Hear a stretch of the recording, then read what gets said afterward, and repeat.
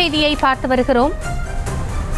ஜெயக்குமார் கையெழுத்தில் புதிய குழப்பம் ஏற்பட்டிருக்கிறது. அது குறித்தான அண்மை செய்தியை பார்த்து வருகிறோம்.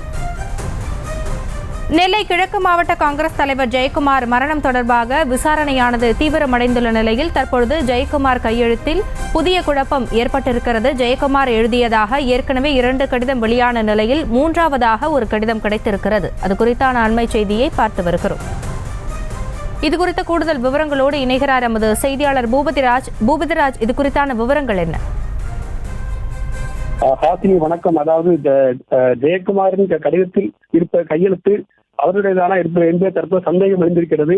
ஏனென்றால் கடந்த அவர் மரணமடைந்த அன்று வெளியான 2 கடிதத்தில் 30க்கும் மேற்பட்டவரும் பெயர்களை குறிப்பிட்டிருந்தார்.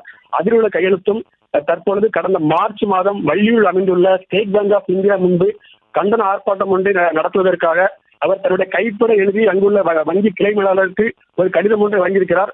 அந்த கடிதத்தில் இருக்கும் கையெழுத்தும் அவர் ஏற்கனவே வெளியிட்ட மரண வாக்குமூலத்தில் இருக்கும் கையெழுத்தும் வெவ்வேறாக இருப்பதால் இதனையும் தற்பொழுது போலீசார் கைப்பற்றி விசாரணை மேற்கொண்டு வருகின்றனர்.